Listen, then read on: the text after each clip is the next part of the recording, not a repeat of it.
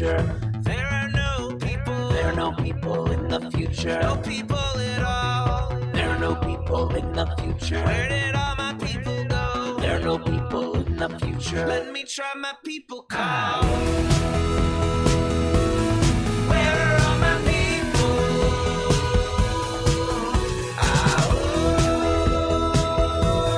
Where are all my people? I guess I'll fly away now. Hey everybody, welcome. It is Monday, September 26, 2022.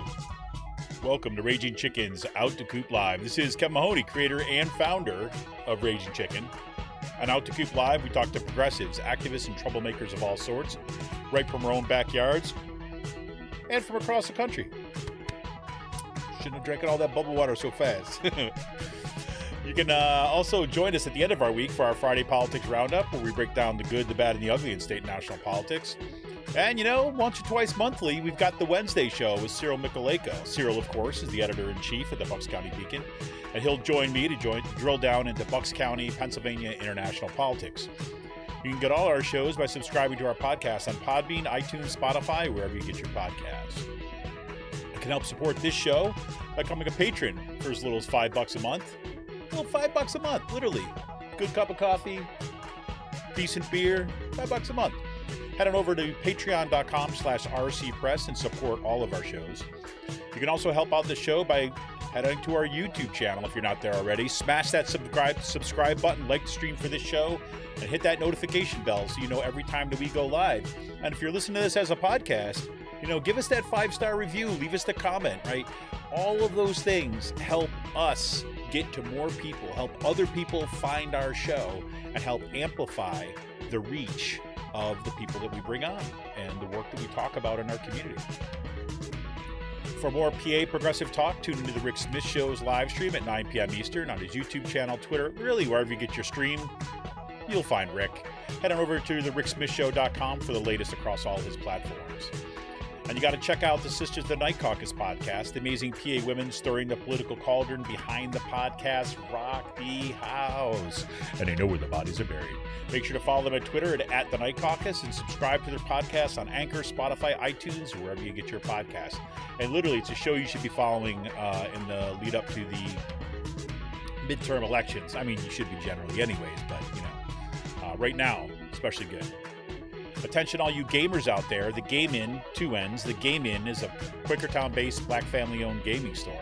They're friends of the show. They've got everything for retro N64s, the latest consoles, video games for all platforms, collectibles, action figures, Funko Pops, walls of Funko Pops.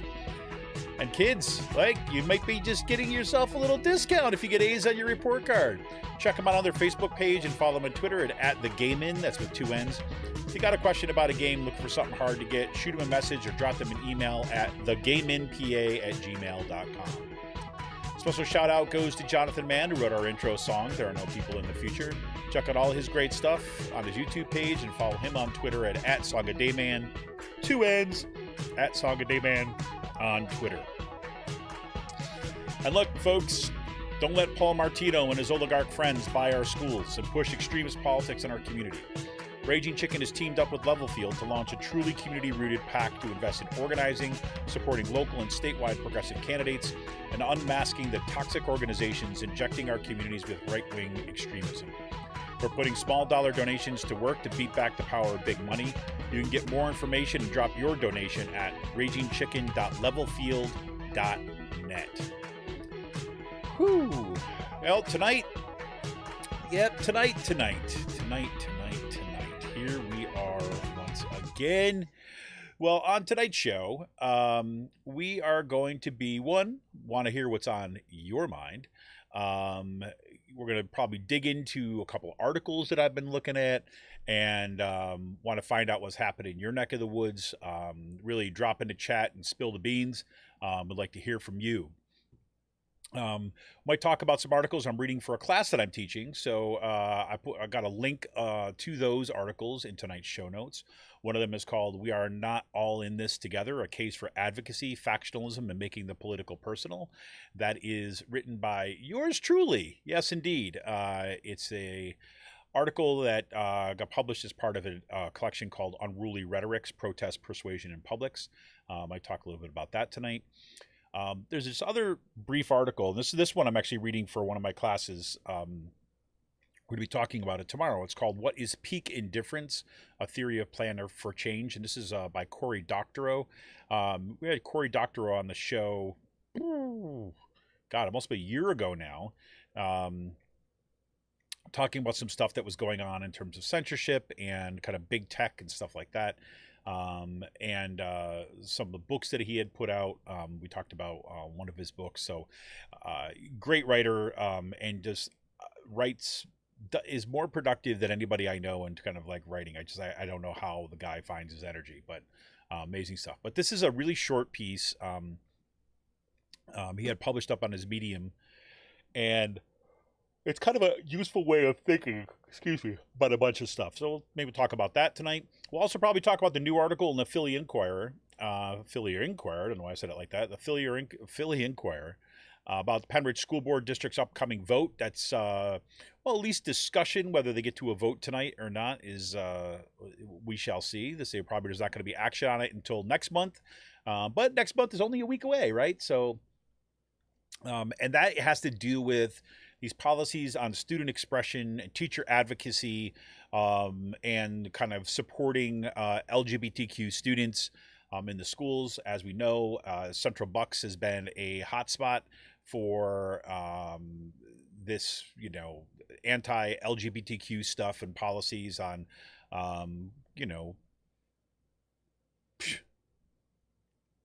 gagging people so that they can't talk about stuff in the classroom. Can't show outward supports for students, and threaten to kind of be big brother in the classroom, kind of report them to their parents if they should want to be referred to by other pronouns. But you know the story. But yeah, so Philly Inquirer had a piece in there about Philly Inquirer. I'm sorry, about the Pennridge stuff, so we'll probably talk a little bit about that. Oh, Ross says he's seeing a black screen. Is that happening for everybody? Ross, you're seeing a black screen here? Might want to refresh your screen just to see if that's it.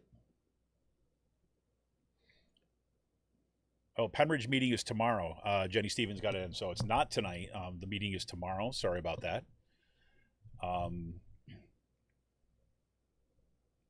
Anybody else out there seeing a black screen, or is it just Ross? Well, we shall see. Sorry about that, if that's the case. Anyways, kind of let's get into it a little bit. So, I guess let's start with the Pennridge stuff. So, and it actually has, we're probably going to talk a little bit too, thanks to one of our Twitter warriors, Starry-Eyed. Starry-Eyed basically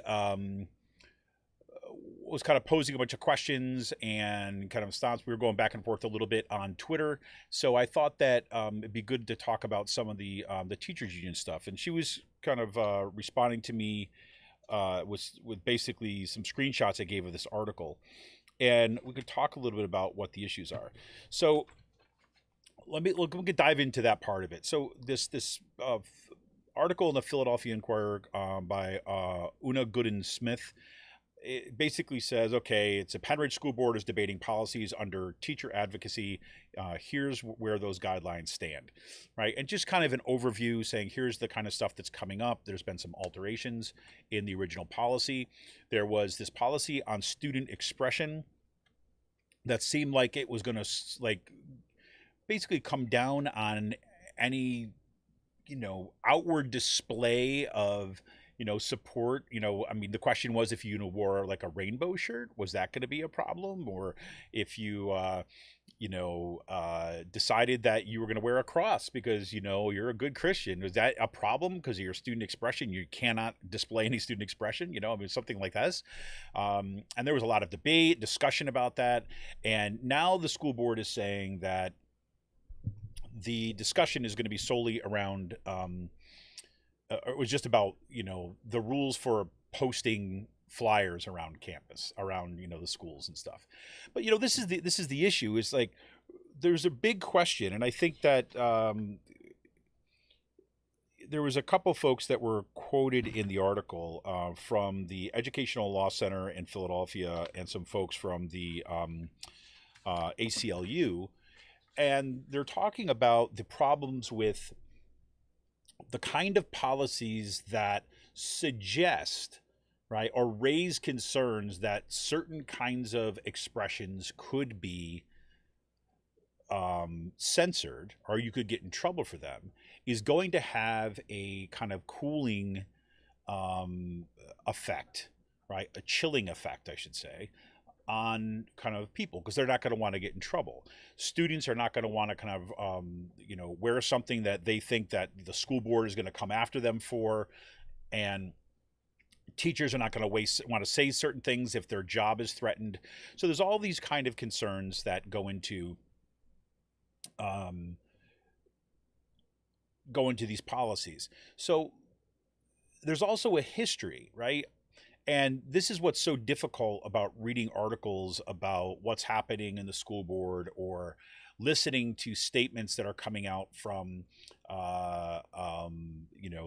the superintendent of the schools or from the school board about what is going to be allowed and what's not allowed and what the policy really means, because they all use this language of, we're just trying to make sure that everyone's going to have their speech rights protected, and we just want to make sure that everybody is going to be able to do what they want. And matter of fact, Ricky Chaikin, the kind of, newly elected right-wing school board member, said she believes the policy expands student expression and actually gives them the opportunity to express themselves in a way the school district does not have to let them do. Right? This is like gaslighting language, right? Because she's making it sound like, oh, these are like, freedom supporting, free speech folks. They want everybody to be able to kind of say what they want. And matter of fact, the school district could be really restricted, but we're choosing to kind of ensure that everybody gets to say what they want. But we know that is not what's been happening in Bucks County schools or in school boards across the country. Right? We know that Pennsylvania, depending on which study and which year you're looking at, we are either number 2 or number 3 in the most amount of books that are being banned or censored or challenged, right, within schools. Right? We're on pace to set a record of censorship challenges that was set, last year. 730 something like that. Right? So you've got all this anti-LGBTQ stuff being promoted from these right-wing school board members. You've got like literally people who are, seem like they're having like Newsmax being kind of funneled into their brains on a daily basis, showing up to school board meetings, spouting QAnon stuff, talking about how they're going to place litter boxes in the hallways because what happens if a kid identifies as a cat, all that kind of nonsense, right? So the context is, anybody who goes to these school board meetings, anybody who is following what is happening nationwide with these right-wing attacks through school boards, knows full well that these folks got elected to kind of carry out an agenda, a right-wing agenda against the left, right? What they perceived as the left. It's not even like the freaking left. It's just basically they want everyone to be straight, white, heterosexual Christians. And if you deviate from that, then somehow you're being political. But their advocacy for that stuff is never kind of challenged, right? I mean, that's what's going on. So anyways, there's this one section. So they say, okay, they looks like they're revising this policy on student expression to count just for flyers. We shall see. We shall see. This teacher advocacy part of the article was the one that really just kind of made me just sit back for a couple things. And then I did a little kind of poking around, and I found out some more stuff that I found more disturbing for a bunch of reasons. So here's this section on teacher advocacy in this article. It says another policy proposal addresses teacher advocacy, in quotes, and states that school employees, quote, shall not engage in advocacy activities, unquote, during work hours on school property and must, quote, retain their personal views and remain neutral on advocacy related matters, unquote. Big question here is what counts as advocacy, right? What do they mean by advocacy? And because it's not clearly defined, right, then it's going to mean what the school board members want it to mean, right? So what's considered just people talking and what's considered advocacy. And you get some of this in here. So board members have said that the policy was drafted in response to a small number of teachers advocating for what they called social and political causes in class, pointing as an example, this is key, pointing as an example to teachers distributing forms asking for students' preferred pronouns and permission to share the information with their parents. Okay? So, now, you've got a teacher who is just asking students what their preferred pronouns are, right? Not telling the students that they should do X, Y, or Z, not telling them there's a correct course of action, but responding to what they know is happening, like with some students. And they know, the teachers know, that LGBTQ kids, students, right, who are maybe not have come out yet or things like this, they're also at the highest risks of doing poorly in school, of bullying, and of suicide. And so there's small gestures that one could do to kind of feel like the classroom is welcome. Now, for example, I, like all the time when I'm kind of in different meetings, this kind of comes up. Doesn't come up every meeting I'm ever at, but I don't feel like someone's trying to convince me of something if they ask me my pronouns and I'm saying, he, him, right? Therefore, everybody knows what's the big deal, right? I mean, I don't understand what the problem is, right? So the only reason it's a problem, right, is because there's some kids whose registration says, I don't know, Jim, but they want to be called Emily. They want to be called Jennifer, whatever, right? And that gives those students an opportunity to just kind of say, hey, yeah. And then there's that question, do I have the opportunity, can I have the permission to share with your parents? Because maybe that kid has not come out to their parents yet, right? Maybe that kid is kind of like working through stuff, trying to understand where they're at, is trying something out and say, no, I'm not, maybe their parents are abusive. So they might say, okay, yes, it says that I'm a boy in my registration. I would like to be called by a girl's name. Right? But no, you don't have permission to share that with my parents. Then the teacher is clear, right? No big deal. But what they're saying here is that this is advocating social and political causes in class.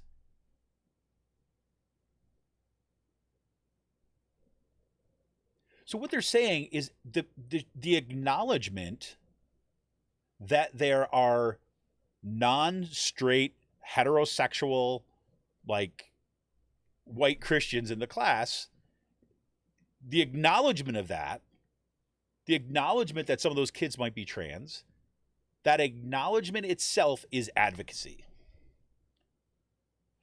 But they talk about it in ways that are like, oh, we're just trying to make sure everybody's getting along. And look, there's just a few teachers who are using the classroom to kind of like push their political agenda. Really? Okay. So the policy also follows the board decision last spring to scrap the district's diversity, equity, and inclusion program, with some members concerned over an increase in activism in the classroom, right? They never will talk about what do they mean by this? Are there a whole series of complaints that have ushered forward?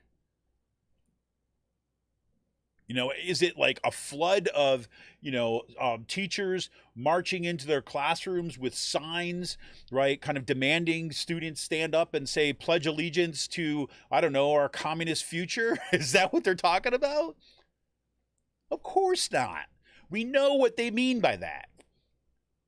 We're saying that, oh my God, there's teachers who acknowledge that racism still exists, that acknowledge that gender roles are much more fluid in the world, that, I don't know, the United States, as part of its founding, committed genocide against American Indians, that there was slavery, and it was slavery, and the slaves did like it, right? I mean, this is unbelievable. So that's crazy. So here you go. So quote, this is from the draft now. Neutrality in both curriculum and classroom instruction is paramount to creating an atmosphere of inclusiveness where all students, regardless of their beliefs and opinions, feel welcome. Do you agree with that? Sure. And this is how they work it, right? Neutrality in both curriculum and thing, right? So for example, as you all know, if you tune into this show, right, I have pretty strong beliefs, right? And I teach. Right. And I teach in things that we don't kind of steer away from issues. We don't try to pretend that the world is kind of some sort of whitewashed, scrubbed down, bleached out version of itself. No, because we're in the real world, right? The real world is complex, contradictory, right? And that's the world that we live in. That's the world that education has to take place in, and so on. Right? All that stuff. So, but do I try to get my students, right, to believe what I believe? No. Right? Matter of fact, right, my goal is when the classroom situation is to push them to articulate kind of how they're coming at, how they're understanding things, and so on. As a matter of fact, I've been known to say to students in my class, like, look, I don't want to hear my position mirrored back to me. You know why? Right? Because I know my position already. I'm not interested in you telling me what my position is because I already know what it is. And matter of fact, if you try to do that, guess what? I'm going to know that you're just doing it just because you think it's what I want to hear, but I'm telling you right now it's not. And how do I know that? Well, because it's my position. I know it better than you. Right? And we talk about in a democracy, you need to have a variety of people kind of with different perspectives, different angles on stuff. And yes, there's going to be conflict, but that is what democracy is. Democracy is not faith.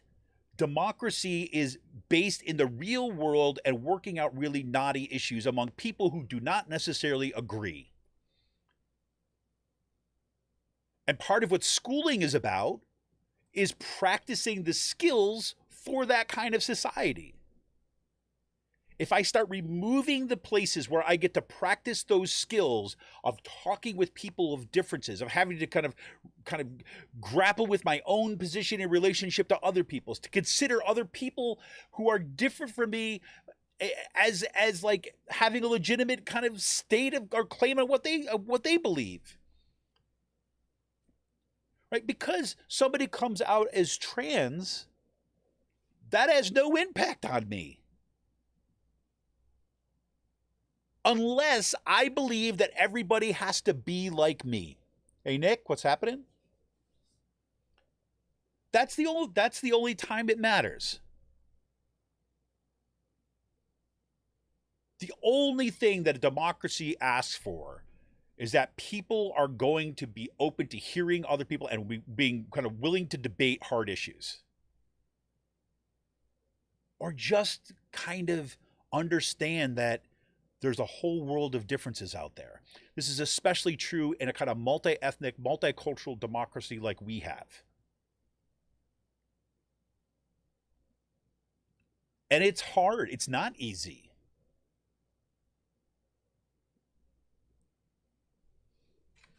So when they say that kind of stuff, it's just pretty crazy. So, okay, so here we go. Back to the text.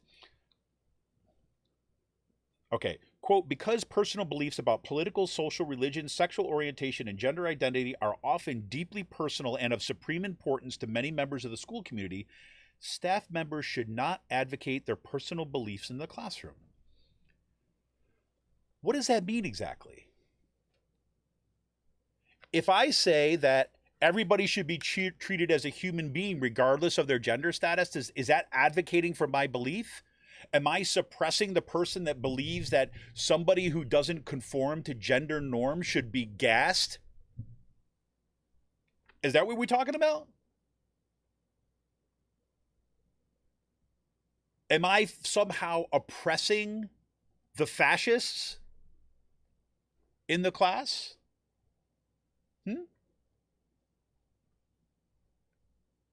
Is that what's going on? I have this little flyer, right? This is kind of right by my my desk. I keep it up here. Right? It's called The Paradox of Tolerance by philosopher Karl Popper, sorry.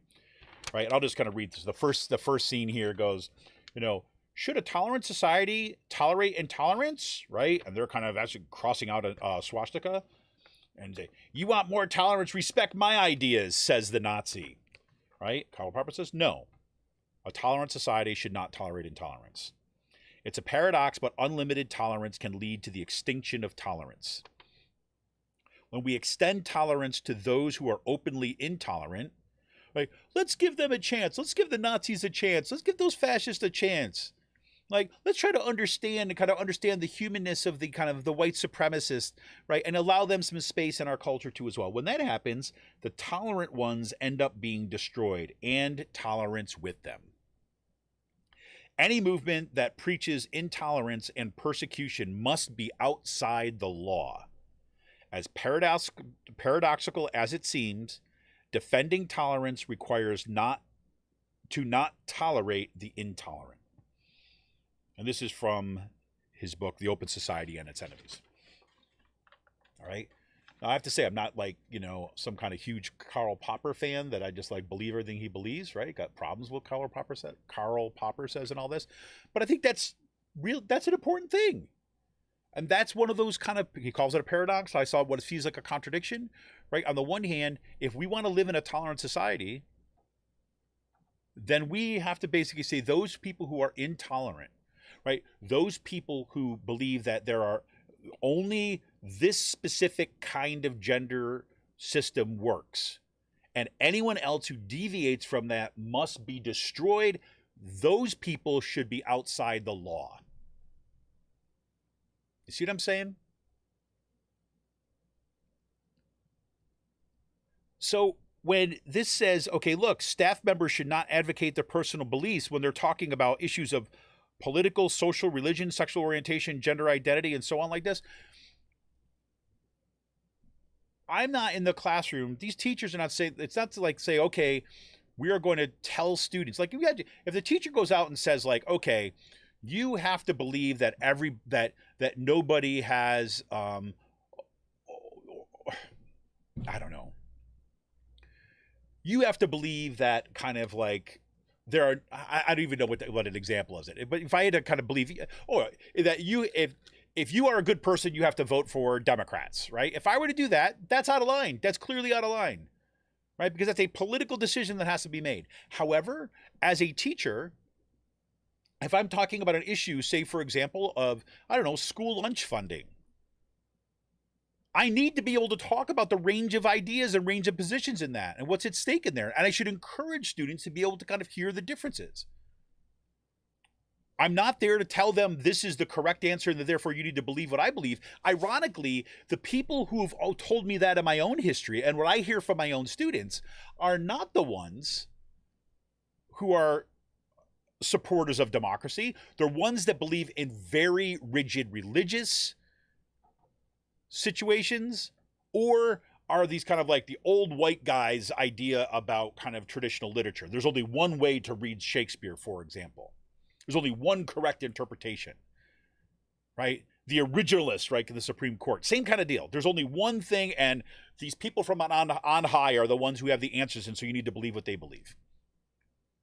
The only time that I've run into are not the ones who are tolerant, it's the ones who are intolerant. Does that mean I agree with it? No. But we got to be able to kind of do that. So, okay, so here it goes. So no action on the policy is likely at least until October, according to Bolton, who's the superintendent. He wants to make sure that our curriculum is balanced, neutral, and comprehensive. Like, this is kind of like, there was no problem, there was no issue, right? There was not massive uprisings and complaints until this right-wing agenda started kind of pushing this as an issue within school boards because they want to kind of move it more to the right. Anyways, in the eyes of Witold Walczak, legal director of the Pennsylvania ACLU, the draft is, quote, still vague and overbroad, and he questioned how to define advocacy, exactly what I raised before. Such guidelines may be difficult for teachers to follow. Quote, under those circumstances, when, if you get it wrong, you can get in trouble and lose your job, you're going to stay completely away from it, right? You're going to put a chilling environment on discussion in the classroom.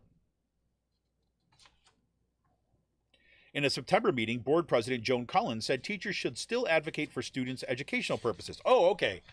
So I should still advocate for them and their educational purposes. So let's say they have a disability. Do I advocate for them? If I believe that somebody with a disability has every right to kind of for accommodations to make sure that they get an education, is that my personal belief that I'm advocating for in the classroom? Is that what's going on? Or is that allowable? Well, you have to consult, the oracle, Joan Cullen, to be able to kind of figure out what that is. What they mean by these things. They want to use these words to mean what they mean to them and use them against their opponents they disagree with. This is dangerous stuff. Quote, we're talking about different kinds of advocacy which should be best left to parents or guardians or family, she said. Like what? So I want to use the example of, because we know this is true. I want to use the example of a student who is coming out, right? They're finding out they're gay or lesbian or say bisexual, or that they may be questioning kind of their gender identity, whatever it might be, put it on that whole spectrum. And let's say that their parents are completely intolerant, right? And their parents, every time they find out, or say it's a boy, every time the boy kind of does something which the parents consider to be like effeminate, to use like those ancient terms, right? That the father whips the kid, right? We know this happens. So when Joan Cullen says, okay, this is something that should be left to parents, guardians, or families, play that out. She's basically saying, that's their choice. You want to beat the kid, they're going to beat the kid. Not us to decide. Where does that kid go? Who does he talk to? Who does he talk to? Now, this is the part that literally made my jaw drop to the desk. The last line, right? It's the last line. I don't know if you can see it before the heading. It says, the Pennsylvania State Education Association declined to comment on the policy.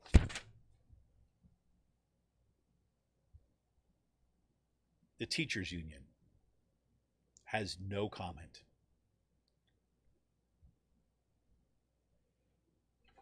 PSEA, and in this case, Pennridge Education Association, PEAA, they are the representatives of the teachers. They are their union representatives. And a situation in which a policy that comes from the school board is going to put a chilling effect on their education, putting a chilling effect on what they're going to be willing to do in the classroom, is going to restrict their educational professionalism. It's going to quietly threaten them. They have no comment on. I've said this on this before, and look, let me be clear about a couple things here. I bleed union, okay? I bleed union, meaning that I'm a member of a union. I'm an advocate for unions. I think all workers should be organized, right? Period. Why? Because I don't believe that I don't care if it's a CEO of a company. I don't believe it's the president of the United States. I don't believe if it's like any kind of boss situation that has the control, has the power over everyone else, that they should be left to kind of choose as they will, and we should beg for their goodwill for what we get. Nope. I believe that at the very minimum, workers of all stripes should have a direct impact, a direct say upon their working conditions, right? And I go further than that, because it's not just, shouldn't be just my, like, what I get paid, but it should also be the entire conditions. You know, we want bread, yes, but we want roses too. Yes, we think we should be paid what we deserve.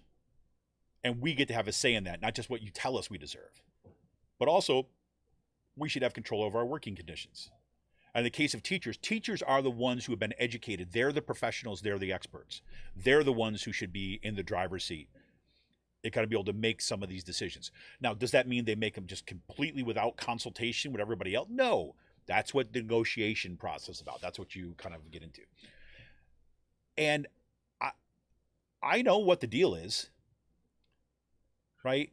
You know, we know that the Supreme Court a few years back, right, basically passed or basically made a ruling that took away, right, the right for unions to collect fair share dues, right? Which basically means, right, because here's what happens, right? If you get a union contract, right, you have to decide as an individual worker at that shop, right? So a school board, so a school, for example, you have to decide whether or not you are going to be a member of that union, right? So I could be, you know, somebody who is opposed to unions, could somebody who does not want to be part of a union, right? But I want to work at that job, so I decline to be a member of the union, which means I do not pay full dues for the union, right? However, the way the law works is that even though I'm deciding that I am not going to pay for the union, right? Even though I'm saying I don't want to be a member, what happens in that situation is that I still get the benefits of everything in that contract that the union fought for, negotiated for.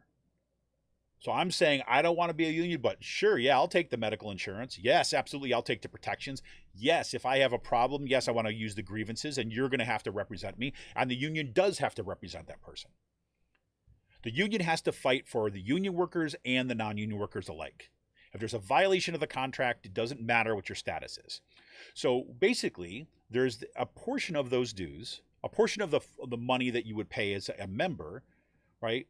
Most of that money goes to defending the contract, negotiating the contract, defending your rights, right? All that's regardless of your union or non-union.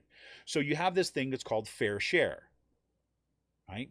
And fair share means that you pay a proportion of those dues. You have to pay to the union, right? The stipulation is none of that could go towards political advocacy. Right. So some years, for example, my fair share dues, I mean, I'm a union member, but fair share dues in my union, that might kind of be like, 80%. Sometimes it goes as high as 90% if there's not a big, it kind of alters each year. You get a statement in the mail that says this is the amount that's tax deductible. If you're a fair share person, you get a statement about what percentage of your dues are and where it's going to, right? But that was just ruled unconstitutional by the Supreme Court, by the right-wing Supreme Court, right? Okay, so that happens. So now what happens is public sector unions went into a tailspin, right? Because they were freaking out because they were going to say, oh, look, if somebody basically says, I don't need to pay anything, but I still get all the benefits of a union, right? So I can basically, I'm going to get that union contract, but I don't have to pay a dime. So I'm going to get more money from myself, right? They can still do that. So these public sector unions and teachers unions in particular started freaking out. They're like, oh my God, we're going to lose all these people. And the reason why they were freaking out about it is because for decades, there has been a slide in union leadership into what we might call business unionism or service unionism, where there's the union and then there's the members. When you talk about the union in your brain, you're thinking about the leadership people that are off someplace else, not you and your coworkers. Right? And when you say the union is here, you mean, oh, the representatives came in, they drove in from wherever they work, and they kind of came in here, the representatives. Those people are employees of the union. They're not me. They're not fellow teachers. Sometimes they might have been at one point, but now they work for the union. So the union is this other entity, right? And then some union leadership started acting like that too. And they basically said, we want to make sure that our members or we want to make sure that these teachers are going to continue to be members. How do we do that? We service them. We kind of get them good contracts, right? And we don't ask them to do anything else, right? Because we are maintaining our thing and we are the experts in what we do in the union. And so they are not, they are just kind of paying members. So we do this on behalf of the union members. And the exchange is like, members are like, well, okay, I kind of wish I had some more input, but I guess if they're doing a good job in a contract and I'm getting a decent pay and I got medical insurance, okay, great. I'll support them for that reason. But there's a growing gap, right? A growing gap in skill levels. And when you have now a decade-long, overt, frontal assault on unions, right? Public sector workers, private sector workers, the working class in general, when you see that assault on people, on unions, the unions are unprepared for the kind of organizing that needs to take place, right? The union leadership has wanted their members to be quiet, right? They didn't like it when their members got all riled up. They didn't teach their members how to organize their workplace. They didn't teach their members about how to advocate publicly for education, how to push back in your workplace. And they said to them, hey, we're not going to stand behind you. And then the union itself was like, well, we're just kind of, we're kind of like, we've got a good relationship with the people on the other side. So, we don't want to jeopardize that relationship because that's how we get good contracts. Now we're seeing the people on the other side, the school boards themselves, they could care less. As a matter of fact, they're anti-union. They're coming for the unions. And now unions are in a situation where you've got a lot of these old style leadership folks who say, oh God, there's all these controversial issues. We got to shut our mouths. Because if we weigh in on it, we might lose some members or we might upset the board and they're not going to give us our good contract. What are we going to do? That is an understanding of power, of worker power, of being the relationship, union leadership or negotiators, the good relationships they have with management. If they can buddy with them and they could kind of, be their friends and they could kind of go out and have a beer together and all that kind of stuff, that's how they get the job done. It's the backroom deal model of unionism. When we know full well, if you read any of the history of the United States about the labor movement in the United States, workers have never been given anything out of the goodness of the hearts of management. They fought, bled, and died for every right that we have had. But we've fallen into, a lot of unions have fallen into this malaise where they believe that, no, we're just going to keep the old guy going and we just got to hold on to what we got.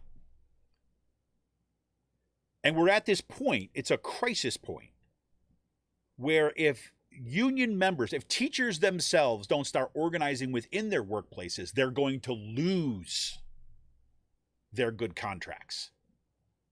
These school boards are coming for the teachers. Don't, mark my words.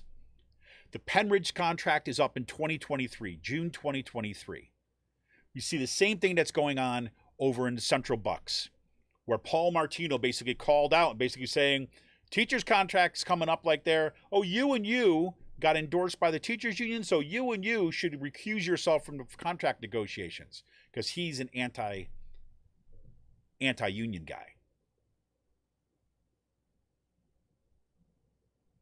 And I have to say, I have tried over several years, and again, I'm not going to say I was going and kind of batten down the doors of the teachers unions, but I've reached out to teachers during contract negotiations. I've reached out to PSEA. I've reached out to other folks affiliated with union. I put out multiple calls hey, any teachers, any teacher union members who let me know what's going on.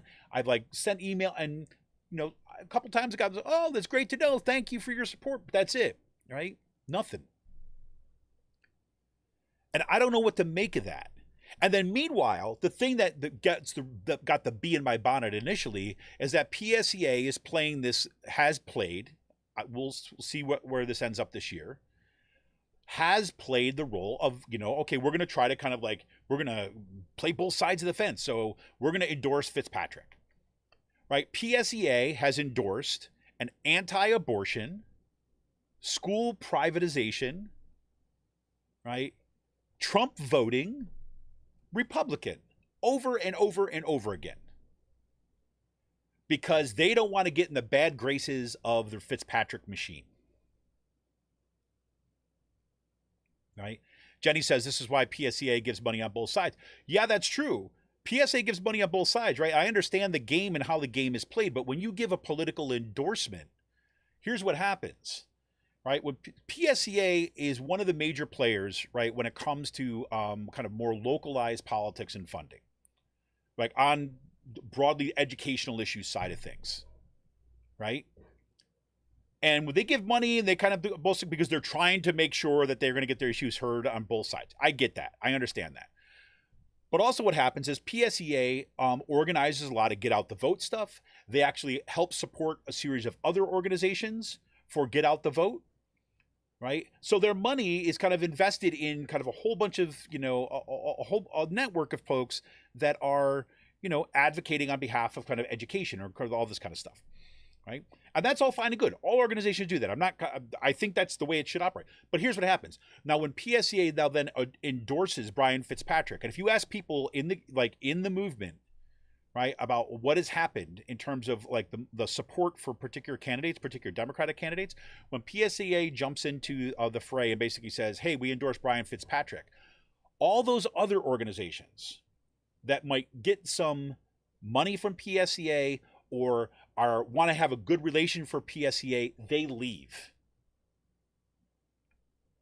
So suddenly the money, the organization, the structure, and the people on the ground for get out the vote disappear.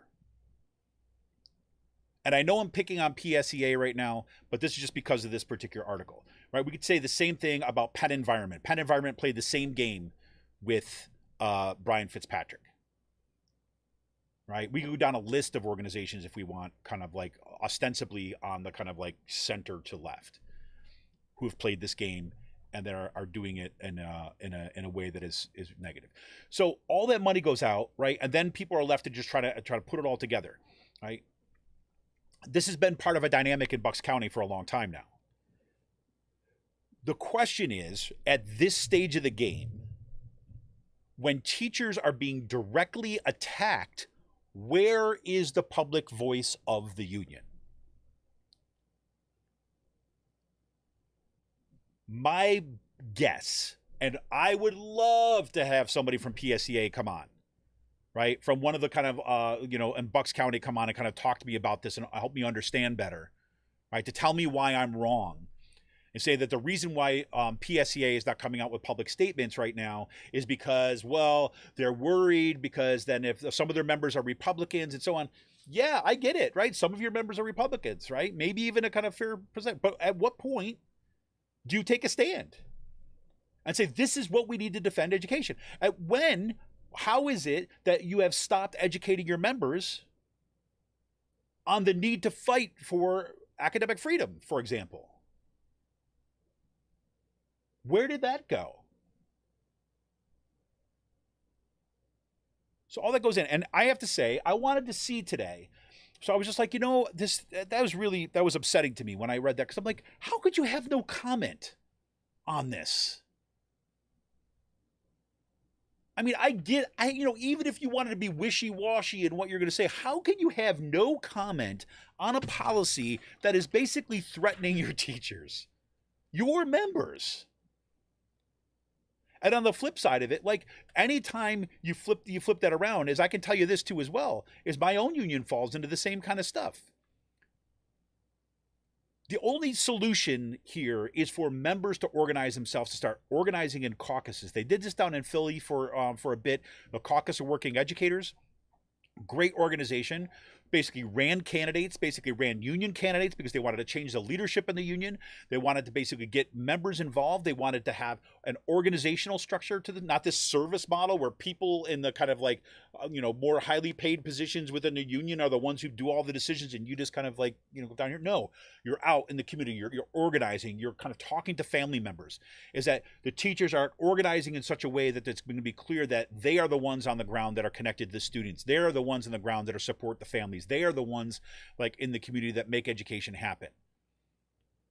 So when it comes time for a union vote, right, the families or the people in that district, they're not looking up at some some person who's like a representative of the union in some sort of office someplace. No, they're thinking about the teachers in the community, that teacher that showed up at their door that helped their kid, right? And that's what they did to Caucus of Working Educators, right? And you see this in a bunch of caucus. They did the Chicago Teachers Union. They had a huge strike that took place. That's what they did. Social movement unionism. That's what they did. And until members organize themselves, it's my belief, right, to push back against this kind of malaise in their leadership, or the lack or the unwillingness to take the stand on things, right, then this will continue. And why this is a concern for me is because you're going to reach a particular point in which there is no point of return. Is that the lack of taking a stand has made people cynical enough, has made people kind of like feel like, look, there's nothing I could do. I'm despairing. Nothing's going to change it. It's just going to keep on doing this. And so they go back, and guess what happens? More people leave the union, and the union collapses. And if you don't think that the right wing doesn't think about this all the time, about a way of kind of driving these wedges and kind of destroying the union through the frontal assault and through kind of a war of attrition, if you don't think that's going on, you're nuts. I've seen it again and again and again. And it's not just me. Just read some recent labor history since like 2009 about some of the attacks that have gone against unions. We're lucky at this point in history, however, is that we have counter models. We have the rise of the Amazon labor union. We have the kind of Starbucks workers union. We're seeing organizing at unprecedented levels, right? At least in our lifetimes. That gives a counter to this. So we saw what happened in Kentucky when the state tried to kind of destroy kind of like education and fire all these teachers in a state, right, where it was illegal for those teachers to strike, right? In a right to work state, those teachers organized and they went on strike anyways. And they won. And they did it because they organized. And guess what? The union leadership was against the strike until it started to work. Then suddenly they had their come to Jesus moment. They're like, oh, yeah, we support the people on strike. Yeah. But they had to be dragged kicking and screaming there. Right? Institutions have a way of doing this kind of stuff. They want to solidify the organizational structure, that hierarchical organizational structure, and the people at the top want to tell the people at the bottom that they don't know what they're talking about. And they want the people at the bottom to stay relatively quiet so that they can handle things up here. And there's a kind of growing disparity that happens all the time in institutions. What we always have to do is revitalize those institutions by kind of, especially in a democratic organization like a union, the people need to be involved. Members need to be involved, right, actively. So anyways, so that's that thing was going on. Now, there's other things in this article, too, as well. They talk about, they go and they say that, these, anti-LGBTQ stuff, where the Pennridge basically wanted the rainbow flags taken down for classrooms and all this. That's not going away either. And it looks like over the next couple months, we're going to see this consistently on the agenda for school boards. So we have to watch that. So why am I telling you all this stuff tonight, right? So why is that important? And why do I say I'm going to look at a couple articles? So I wrote about this in, I mentioned this in the show notes, right? And talked about it at the beginning of at the very beginning of the show. And I teach this class at Kutztown called Activist Writing Media. Right. And so we look at the relationship between social movement media and social movements. Right. We look a little bit at some of the kind of the strategies and the tactics and some of the studies, and looking at how social movements work and how they're effective, and some of the ways that the cycles of social movements, a whole bunch of stuff like this. And then we consider, looking at these organizations, whether the media is generated by the movement itself, whether it's independent publications that are kind of broadly affiliated with a movement, critical voices, a whole bunch of stuff like this. So that's kind of what the course is about, looking at those interactions. And tomorrow, actually, we're going to be reading this one piece. It's by this guy, Cory Doctorow. It's a really short piece. He tends to write these kind of really short pieces, which is pretty cool. He's a science fiction writer. He's a blogger. He's a tech activist, and so on. You can check out his stuff at pluralistic.net. You can check him out. Follow him on Twitter at Doctorow, DOCTOROW, and all this. And there's a link in the show notes to this. But let me read you a little bit of this and say why I think this was this is good. I mean, it wasn't intentional that all this stuff would be coming together right now, but here you go. So he says, back in 2016, I coined the term peak indifference to describe a political phenomenon when people who have denied an urgent problem begin to self-radicalize, not because of activist or public education, but because the problem has caught up with them personally. Right. Rick Smith from the Rick Smith Show had a different version of this, a slightly different version of this. He would call it radical self-interest. Right. At that point when you can't deny the problem anymore, you've been indifferent for a time, you hit this peak of indifference because you are forced by circumstances to grapple with the urgent problem. Right. And he says, as I've written here before, a neat microcosm of peak indifference is smoking. Even if you convince yourself that tobacco isn't that bad for you, if you keep smoking long enough, you will likely come to understand that it is very bad for you, because stage 4 lung cancer is convincing in a way that even the most persuasive talk with your family doctor can never be. Right? That idea, when you hit stage 4 lung cancer, you are forced to acknowledge, right, how bad smoking is for you. Right?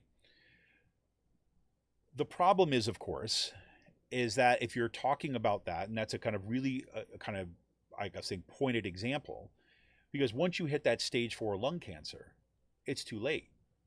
Right? Smoking and continuing to smoke and ignoring that, yes, eventually the consequences come to you. And eventually you have to grapple with it. And eventually you have to kind of come to terms with it. Right? In one way or another. But with stage 4, that's beyond the point of no return. Right? It's too late to have any meaningful difference. And this is true, what Doctor argues in this, is that across things. So if you think about nuclear disarmament, climate action, inequality, all these things, the rise of fascism, right, in this country, is that if you ignore it and say, whatever, just these few marginal people that are going on here, by the time they actually take over, right, then it's too late. So what Doctorow says is foundationally, indifference is a predictable response to problems whose causal relationship is obscure, for example, climate change. If you can't tell for sure that driving to the corner store for a pint of milk will cause you to drown in a deluge in 50 years, it's easy not to care about it, right? The job of activists confronting this class of problem is to turn the indifference into opposition. That really is the challenge, right? Is kind of thinking about what that means. And he puts another way: everyone whose house is washed away in a flood or whose town is incinerated by a wildfire becomes a climate change partisan without having to be persuaded by an activist. Personal trauma is the ultimate persuader, as he says. The problem with relying upon peak indifference to mobilize a response to a problem are twofold. First, peak indifference may arrive after the point of no return. When that happens, it's easy to turn to nihilism. Well, I guess my doctor was right all along. These cigarettes did give me a stage 4 lung cancer. Guess it's too late to quit now. Right? We think about climate change, it's the same thing, right? Well, oh God, yeah.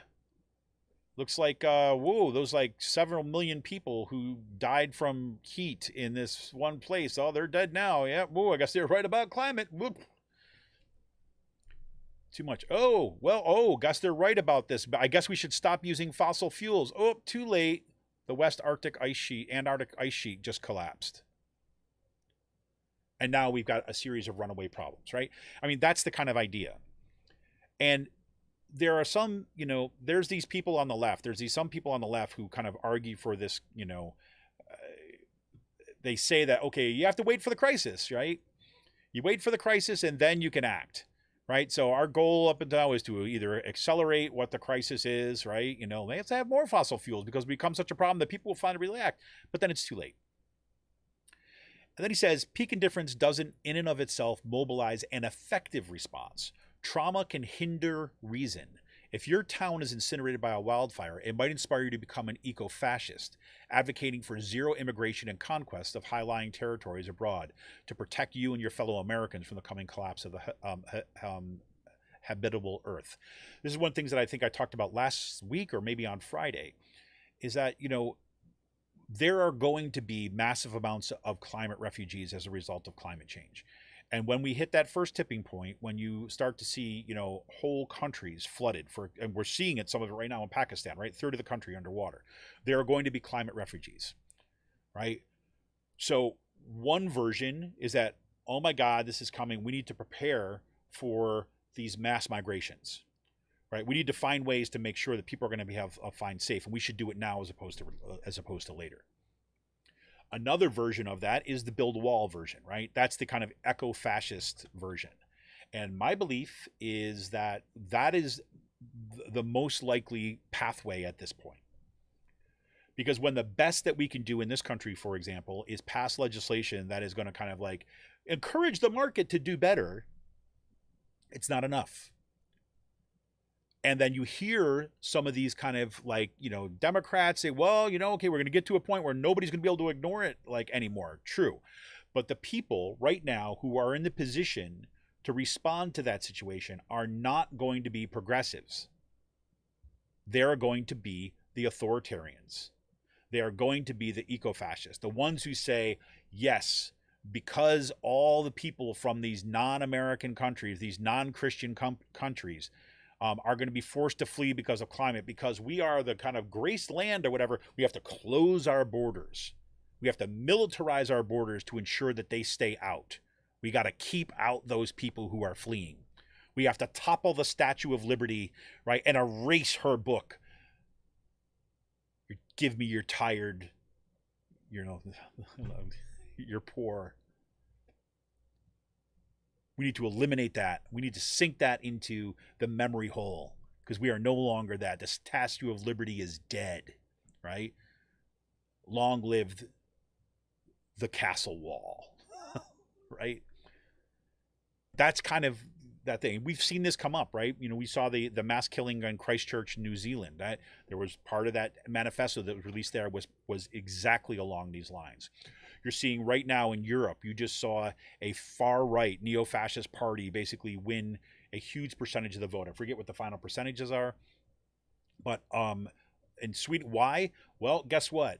Kind of lily-white Sweden, right? As good as its social infrastructure is, they basically are saying, we want to keep that social infrastructure for ourselves, which means we need to keep out these brown people who are fleeing the climate catastrophes or wars or whatever it might be, right? We just saw another, like, in Italy, right? The woman who's taking over kind of in Italy, who's going to be the next prime minister of Italy, is basically as far right as Mussolini. That party has openly called like what the brother or something or other. They're openly basically long for the days of a return of that strong leader in Italy, and now they've got it. Right? So that's that point. You cannot wait for the crisis to do the work for us, right? We cannot wait for that. We have to do it now. And again, lots of people are doing the organizing. Let's be clear. Well, Cory Doctorow says the activist mission implied by this analysis is twofold. One, hasten the moment of peak indifference, right? Foment protest, art, especially speculative fiction, either utopian, we can do this, or dystopian, we must do this or else. Like conduct education or do anything else that makes the distant risk more present in the minds of the still indifferent, right? And we've seen this in our communities, right? We're seeing this starting to happen, and it's so freaking amazing, right? And the question is, we're in this race, right? Because as all that is happening, right? As these fomenting the protest, the education, the organizing that's going on, we are in the position where that other side is occupying the institutions that pulls all the levers of power. So it's like, not only do we need to do the education, not only do we need to do the organizing, but we also then have to ensure that we take over these levers of power. And the second thing is the direct response of people who are mobilized by trauma into productive directions, countering eco-fascist narratives of lifeboat rules with climate justice, remediation, and land healing, right? So that idea that we need to find these things where we're kind of like showing what else can be done, showing that other world can be possible, right? I'm just going to forget. I had this down. I was just searching for it at one point. I don't know what happened to it, but I was reading this article earlier when they're giving examples of what people are actually doing, and some positive examples. And there's this one community, I just can't remember where it was, right? But it's going to be impacted by by rising seas, right? And it's going to have a huge negative impact, and it's going to be flooded. So this is a locale, right? This is not statewide. This is locally. And what they're doing in this one kind of district, they're recognizing that their area is going to be underwater. So they've already started putting money into this particular climate resistance fund, and they're going to be buying out the homes of the people who live in those areas, right? So the municipality is going to do that, right? And at the same time, they're in a higher ground elsewhere. They're bought land or are buying land, and they are going to be building homes for those people to relocate to. And it is tax dollars that are doing this, right? And the community is on board with this. It's an amazing moment, right? But it's a little tiny one. It's by no means enough, right? But it's showing what we could do and what we need to be doing. So those kind of examples are absolutely critical. Right, that's why Cory Doctorow means by you got to counter those eco-fascist narratives with this idea about climate justice, remediation, and land healing, like that. The conversion of these kind of mass factory farms into kind of like sustainable kind of like mixed-use agriculture, for example. Right, bringing more communities kind of involved with farming and get us kind of bringing the food sources closer to where we're at. Investment in rail, right, instead of more cars. Right? All this kind of stuff goes on. So anyways, wow, I spent a whole lot of time on that. Sorry, everybody. Thanks for all the comments. Yeah, Nick and Jenny and Ross and everybody here tonight. I thought I was going to talk about a lot more than that, but I'm already looking at the time like, holy crap. Yes, trains, Nick. Trains.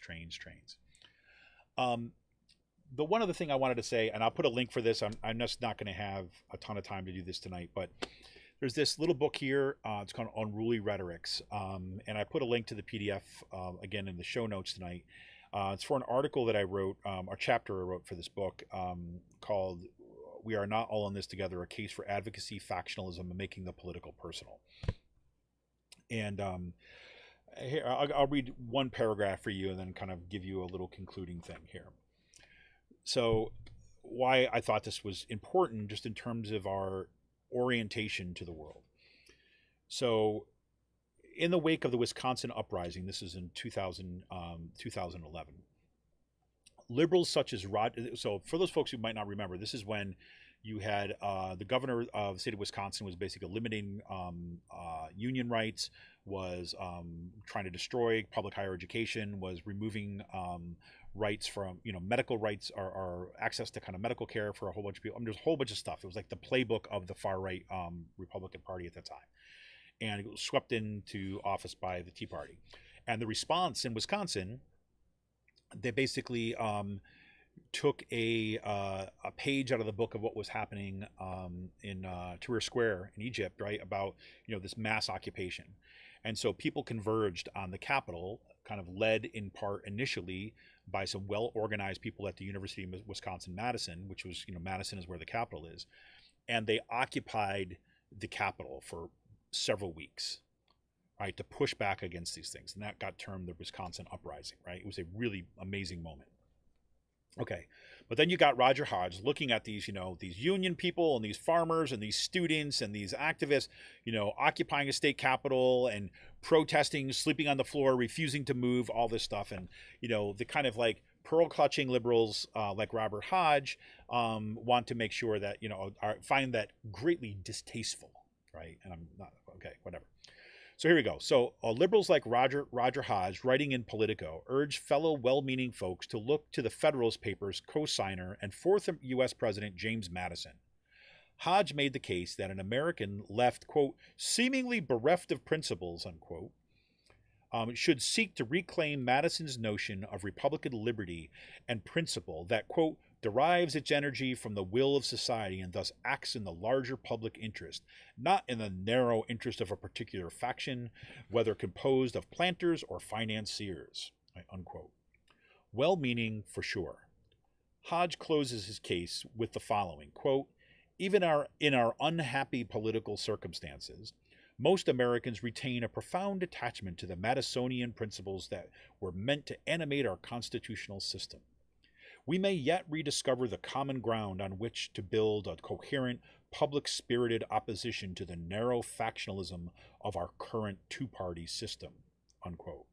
Hodge's critique of an American left, quote, bereft of principles, unquote, his longing for that common ground, his characterization of our current political circumstances as unhappy, his appeal to most Americans, and his use of the conditional may to hedge on a future common ground are all elements of a popular liberal sentiment with the Founding Fathers twist. However, this kind of response to an open war against working families did more to discipline those bodies sleeping on the marble floors of the Capitol in Madison and similar mobilizations than it did, or does, help reinstate political common ground. In my mind, the appeal to Madison's warning against factions in our current political environment is a philosophical luxury if the goal is to defend democracy. The founding father who seems more appropriate to our unhappy times is not James Madison, but Thomas Paine. Right? And I make a case in this that Thomas Paine, why that becomes important to reclaim what Thomas Paine does, was that Thomas Paine was facing similar things. We know his book Appeal to Reason was the most widely circulated and published book at the time. It was, in large part responsible for spreading support for the American Revolution. And he was someone who was arguing, right? Had to argue with some, say, good-meaning liberals who, said, like, we agree with what you want, just not how you're going about it, right? That classic move that we see over and over again, right? We just want you to kind of be more respectful and just wait your turn, right? It'll come, just gonna be slow, right? Just being so rude, right? I mean, that's kind of these ideas. So there was this thing called the Epistle to the Quakers, where the Quakers were basically making this open appeal to basically not resort to violence in the revolution, right? Again, I want to be clear, we're not advocating violence here, things like this, but it was that kind of particular sentiment. And what basically Thomas Paine basically said, look, the British have been slaughtering us, right? That's why people are upset. They've been taking things. They've been kind of stealing from us, right? They are the ones who are perpetuating the violence. And the longer we allow this to go on, right, the longer we can guarantee that violence will continue. We need to stand up and resist so that we can stop the perpetual systemic violence so that we can have a democratic culture. All right. And I don't want to kind of waste too much of your time here with this, but the whole point of here and what I start kind of talking about here is this idea that we see come up again and again. And I'm thinking about phrases and discussions that I think are important that all of us are having within kind of, say, in our communities and activist communities and so on, because it is so easy to discipline people by saying, look, you're just being so uncivil, right? And we know there's a racial overtone to that too as well. Because like when a black person gets upset, right? Guess what, right? They're the angry black guy or the angry black woman, right? And they get put into a category and their words don't have to be addressed, right? When activists are kind of like fighting to try to, climate activists, for example, we're legitimately, like, millions of people are going to die unless we have action. It's a crisis that requires serious response. And yet we have governments, our government and across the world, piss around. You have to be disruptive. The history of social movements in this country, in this world, the only way that workers, the mass amount of people have gotten things has been to disrupt the system as it is. And yes, it is uncivil. We read this book, there's another one right here, called This is an Uprising, right, by Mark and Paul Engler. And Mark and Paul Engler, they talk about the kind of disruption and division. Right? This is how social movements have to work, right? You have to be aware that you are never going to please everybody, right? And then we should be okay with that. Does that mean that we kind of alienate everybody? No. What it means is that you need to move people over to your way and you have to disrupt the patterns of violence. The examples that they use in this as an uprising, you look at ACT UP, right? And the AIDS crisis. People were dying. Right? Tens of thousands of people are dying. and they're being ignored by medical professionals, they're being ignored by governments, they're being ignored by everyone else. So what do? Yes, they got into the House of Representatives and poured glitter on everybody, which I thought was one of the best moments that I've ever seen in my life. Right? They sat down in the streets and stopped traffic. Right? They got in people's faces when people were afraid of people with AIDS. Right? And yes, some people will never ever like the folks from ACT UP. But you know what? After years of a decade of delay, ACT UP comes in a relatively short period of time. Suddenly they're finding to see movements on the medical front for allowing the approval of these drugs to treat AIDS. Right? They're looking for funding that's going on because they're not going to be denied. They're going to be forced to be seen. That's what Black Lives Matter was all about. The systemic violence of police killings has to stop. Wishing it away and hoping for the best and praying your hearts, your thoughts and prayers wasn't getting it done. And it will never get it done. What that looks like in our communities right now, I'm not sure. I'm nervous about the midterm elections coming up, right? They're coming up in just over a month.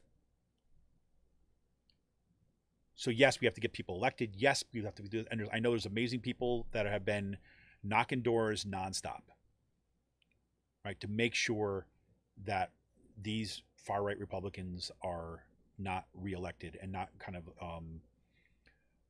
not reelected, number one, and that kind of a Democratic majority in the state house and the kind of in Harrisburg becomes even possible. And are those Democrats that we're kind of working to elect, are they, the perfect candidates? I don't know.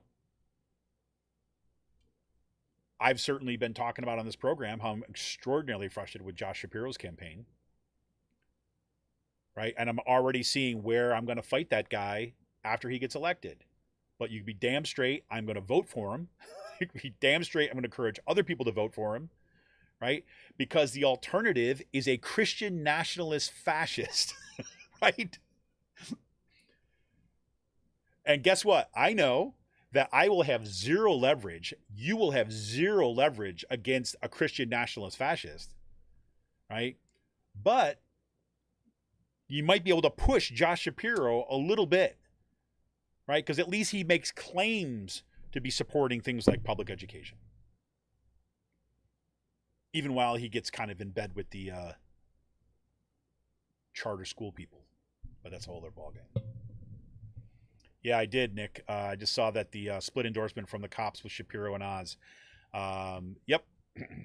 So I just saw it actually shortly before the show. I saw this came up on Twitter, and I was like, oh, there you go.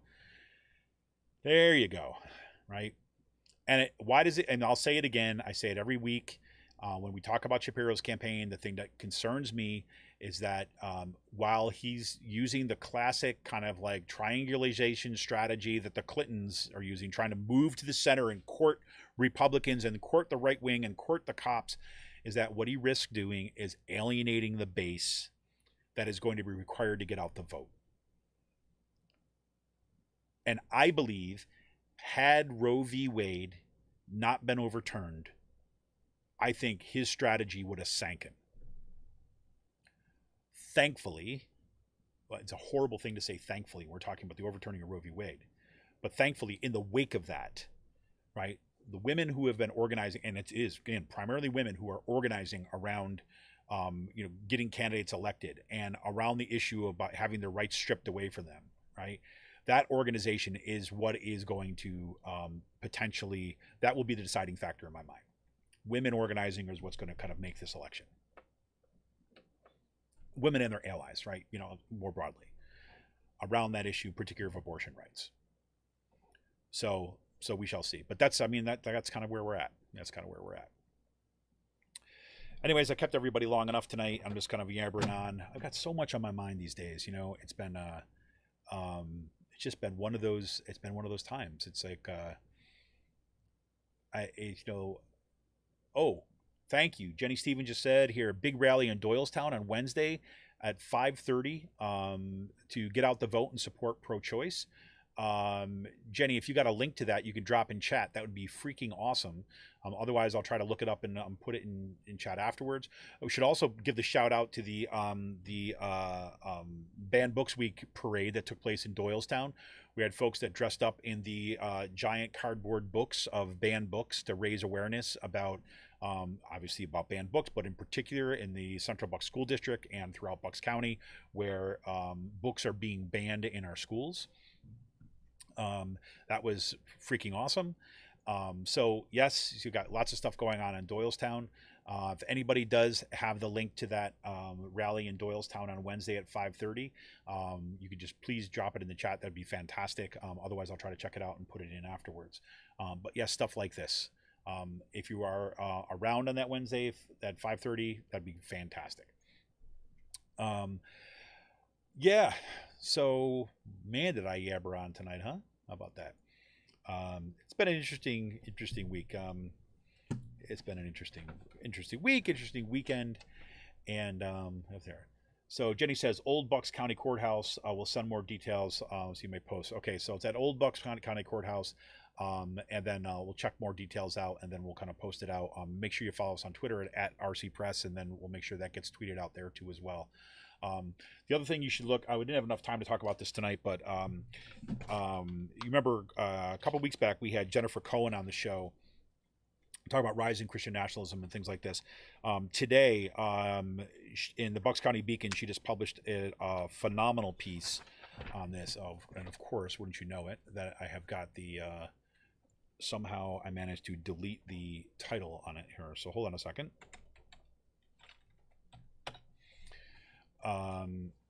Here it is. It's she's got a new piece called Christo-Fascist Salutes Displayed During Recent Mastriano and Trump Rallies. She is continuing kind of digging down into how these kind of white nationalists and Christian nationalists are working together on Stop the Steal, and are now kind of really, doing some creepy stuff that is very cultish and very troubling, especially given the concerns that we have about growing fascism and right-wing extremism in this country, and this kind of, in the state. So do check out her piece over on the Beacon that was just published today. And again, check it out at buckscountybeacon.com. It's right up in the kind of recent articles, and you can check it out under, I think it's listed under opinion, or the top 5 articles are out. So do check that one out too as well. And great work once again by Jennifer Cohen and everybody at the Beacon. Okay, everybody. Okay, everybody. I'm going to call it quits at this particular moment. I've got an early start in the morning. Make sure the kids are in bed. They had the day off today, so that kind of throws everything off a little bit too as well. Here we go. So everybody, this is Kevin Mahoney, founder and creator of Raging Chicken. You can help support this show. You can help support all the work that we do. And by heading over to patreon.com/rcpress, and you become a patron for as little as $5 a month. Thank you, Jenny. I will get that, and I will tweet it out. Thank you so much for the info. Thank you, everybody who tuned in tonight, staying up, and all you who are doing that organizing, man. See ya.